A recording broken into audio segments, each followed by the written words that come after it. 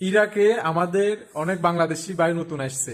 তারা চায় যে প্রথম থেকে 80 সুখের চাকরি করতো, কিন্তু সুখের চাকরি প্রথম থেকে যদি 80 খুঁজেন তাহলে তো হবে না, যে কোনো কাজ পাবেন করে ফেলতে হবে।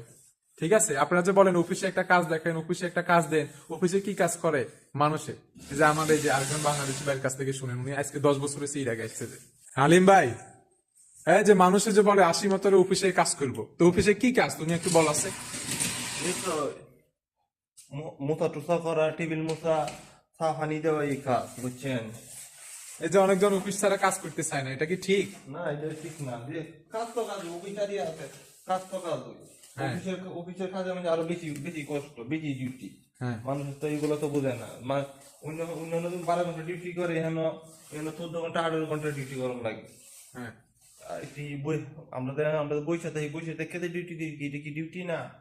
হ্যাঁ, এই যে বাইরের কথা কিন্তু ঠিক আছে, যে অফিসে যে কাজ করে না অনেকজনে, অফিসের কাজ কি? এই যে অফিসের কাজ হচ্ছে যে কি মালিকদের দেখাশোনা করা, মেহমান আসলে খেজমত করা, এই যে ফ্লোর গুলা সুন্দর করে মুছি দেওয়া, ঠিক আছে, টেবিল টেবিল যা আছে একদম রুম গুলা মানে একেবারে পায় পরিষ্কার রাখা, এবং কি তাদের খেজমতে সবসময় ফেজেন থাকা। হ্যাঁ, তো অনেকজন মনে করে যে কি অফিসের কাজের কোনো চাপ নাই, কোনো ইয়া নাই। তো ঠিক আছে, এক এক অফিসে এক এক রকমের আর কি। তো আমার কথা হচ্ছে সবাই অফিসে কাজ করার জন্য যে বিদেশে হয়ে গেলে চলবে না। ইরাকে আসছেন আপনারা, যে কোনো কাজ করবেন, কিন্তু বসে থাকলে আপনাদের লস, ঠিক আছে।